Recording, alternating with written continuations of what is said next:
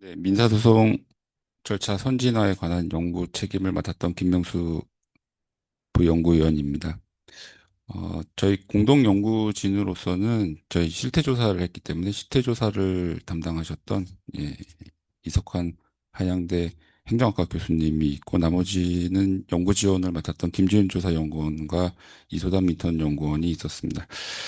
이 연구 배경과 연구 목적과 관련돼서 잠깐 말씀드리면 일단 사법부의 그 재판 부담이 과중되다 보니까 이게 사법부의 신뢰와도 관련이 있어서 이걸 어떻게 하면 부담을 줄여줄까 하는 그 차원에서 일단 재판으로 가기 전에 일단 민사 분쟁 해결 수단으로서 당사자의 자율적 의사에 기한 화해, 조정, 중재 등의 다양한 선택지를 일단 있음에도 불구하고 우리나라의 경우에는 이제 종국적인 해결 방식인 소송에 의존하려는 경향이 강하다라는 점에 착안을 해서 이러한 것들을 어떻게 하면 좀 더 활성화시키냐에 일단 초점을 맞춰봤습니다. 그래서 실제 통계를 보면 민사 본안의 경우에서 조정이나 화해로 종결되는 사건의 비율이 제1심 사건의 경우에는 한 3.6%와 3.3%에 불과합니다. 항소심으로 올라가면 조금 높아지긴 하지만 이게 뭐 인사적인 고가에 반영된다는 점이 좀 반영된 건지 모르겠지만 아무튼 10.4%와 6.5% 올라가긴 하지만 그럼에도 불구하고 굉장히 당사자에 의한 조정이나 화해로 처리되는 비율이 상당히 낮기 때문에 이러한 것들을 어떻게 하면 끌어올릴 수 있는가라는 점이 연구 배경이 되었고요. 실제로 삼심주의로 갈 경우에 상당한 소송 비용과 시간이 소요됩니다. 그래서 이러한 상고 남용으로 인한 하급심의 그 재판 충실화의 그 충실에 대한 어떤 문제점이 따르기 때문에 그러한 문제점도 해결하고 최근에는 정보통신 기술의 발전과 그다음에 국민의 권리의식 강화에 의해서 사법 접근권에 대한 강한 기대감이 높아지고 있어서 이런 것들을 개선하여서 종전에 그 지속되어 왔던 사법부의 관행을 개선함으로 인해서 국민의 사법 접근권 제고의 필요성이 있다라는 점에 저희 연구를 진행하게 되었습니다. 그래서 본 연구는 대치적 분쟁 해결 활성화를 통해서 법원 재판 업무의 부담을 완화시키고 종전의 민사 전자소송 제도 개선을 통해서 국민 사법 접근권을 확대하고자 함이 연구 목적이라고 볼 수 있겠습니다. 연구 방법과 관련돼서는 ADR 제도, 대체적 분쟁 해결 제도의 현 운영 현황과 문제점을 분석하고 해외 비교 분석을 통한 시사점 도출이 있고요. 그 다음에 전자소송 제도의 운영 현황과 마찬가지로 해외 전자소송 제도의 동향과 구축 사례를 검토해서 우리나라에 적용 가능점에 대한 시사점을 파악하는 게 한 가지 축이 있습니다. 그리고 가장 이 연구에서 가장 주목할 만한 것이 이제 일반 국민 대상으로 해서 이러한 대체적 분쟁 해결 방식과 전자소송 이용에 대한 일반 국민 실태 조사를 했는데요. 일단 1,500명을 대상으로 해서 소송 경험이 있는 자 378명을 추려냈고요. 그 이외에 122명의 비경험자를 비교 대상군으로 해서 ADR 제도 활용 의사가 있는지 의향과 그다음에 전자소송 제도에 대한 인식과 이용상의 불편사항과 관련된 내용 등을 어, 실제 묻는 실태 조사를 진행을 했습니다. 어, 본 성과 발표에서는 이 인식조사 결과에 대한 일부 내용을 중심으로 설명을 드리도록 하겠습니다. 그래서 먼저 대체적 분쟁 해결 제도에 대한 인식조사 결과를 중심으로 설명을 드리면 어, 그 151페이지입니다. 민사분쟁 발생 시 선호 해결 방법으로서 이제 당사자 간의 직접 협상을 통한 해결 방식을 가장 선호하는 방법으로 선택을 했습니다. 53% 정도의 인원이 이렇게 해결 방법으로 당사자 간의 직접 협상을 선호했고요. 그다음에 법원의 소송을 선택한 인원이 가장 낮게 나타났습니다.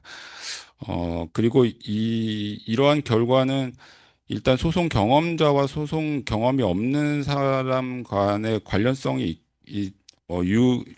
유의미한 결과가 나타나는데 법적 분쟁 경험자일수록 법원의 개입을 이제 원치 않은 것으로 나타났습니다. 아무래도 어, 뭐 어떤 소송 비용이나 어떤 그 시간적인 소모 이런 것들을 통해서 그런 것들을 원치 않았다는 것을 간접적으로 유추해 낼 수 있고요. 그다음에 전반적으로 법원을 통한 소송은 가장 최후의 분쟁 방법으로 역시 생각하고 있다라는 점이 결과에서 인식 결과에서 나타나고 있었습니다. 그리고 패소 시 재판 진행을 할 어디까지 재판할 것인지에 대한 의견을 묻는 질문을 했었는데요. 거기에 40% 정도가 나는 끝까지 3심, 즉 상고심까지 가겠다라고 대답을 했습니다.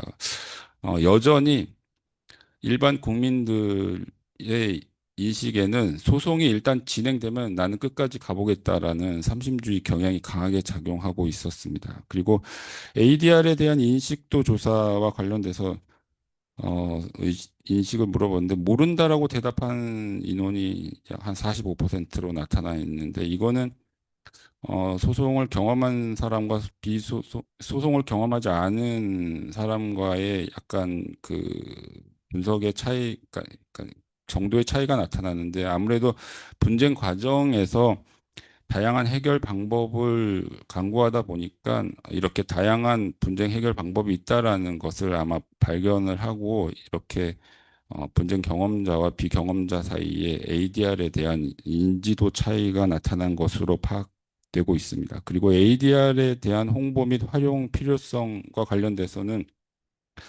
전반적으로 높게 나타나 있다라는 점을 알 수가 있습니다. 그래서 그리고 153페이지에 이제 향후 분쟁 발생 시 ADR에 대한 이용 의사를 묻는 질문에 대해서는 다소 높은 수준으로 나타났습니다. 73% 정도가 향후 소송이 아닌 대체적 분쟁 해결 방법을 이용하겠다라는 의사를 비췄고요. 그리고 법원 외 기관 및 전문가가 이런 ADR에서 이제 보통 중재자로 등장을 하는데요. 이런 사람들이 제시한 분쟁 판단에 대해서 과연 그 분쟁 종료의 의향, 그 합의안에 대해서 수용할 의사가 있는지 묻는 것에 대해서 이거는 이제 궁극적으로 분쟁 당사자 간의 집행력의 문제와도 연관이 있을 수 있는데요. 합의안 수용 의사를 묻는 질문의 67% 정도가 그 합의안을 수용하겠다라고 했습니다. 그래서 이런 것으로 봤을 때 나중에 이제 ADR을 활성화시켜서 하면 법원의 입장에서도 소송 부담을 줄일 수 있는 충분한 논리적 근거가 될 수 있을 것으로 파악이 되고 있습니다. 그리고 154페이지 보시면 ADR의 유용성에 대한 인식도 굉장히 높은 결과가 나타나고 있습니다. 75% 정도가 ADR이 분쟁 해결에 도움이 될 것이다라고 파악을 하고 있고요. 그 다음에 이제 두 번째로 전자소송과 관련된 인식조사 결과를 이제 물었습니다. 여기는 이제 기존의 1,500명 중에서 그 분쟁 조정 그러니까 분쟁 경험이 있다라고 하는 그 대상자 378명 중에 다시 전자소송을 이용한 경험자가 211명이었습니다. 이 211명을 대상으로 전자소송을 왜 이용을 했느냐라고 했던 질문을 던졌는데요.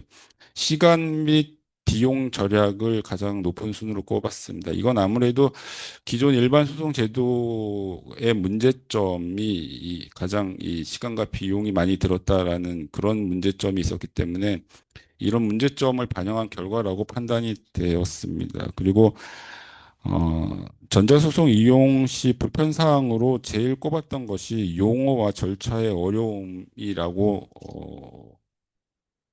가장 많은 대답을 나타냈습니다. 그래서 이런 문제점을 나중에 개선안에도 반영이 되었는데요. 그리고 이런 전자소송 제도의 유용성에 대해서는 전반적으로 긍정적으로 파악을 하고 있었습니다. 그래서 어, 이번 이제 그 연구에서는 이러한 인식조사와 관련돼서 실증조사에 기반한 대안을 제시하려고 노력을 했습니다. 그래서 인식조사에서도 전자소송 시스템이 되어야 할 요소로서 시스템 편의성 개선이 가장 높았고요. 그 다음으로 디지털 접근성 향상과 보안 강화였는데 디지털 접근성 향상과 관련돼서는 155페이지 마지막에 나와 있듯이 차세대 전자소송 시스템이 25년도에 사법부에서 구축을 하긴 했습니다. 시스템 간의 연계와 그다음에 뭐 인공지능 기반으로 상담하겠다고 하였고, 그다음에 사용자 중심의 인터페이스 개선 등을 통한 뭐 접근성이나 편의성을 높였다라는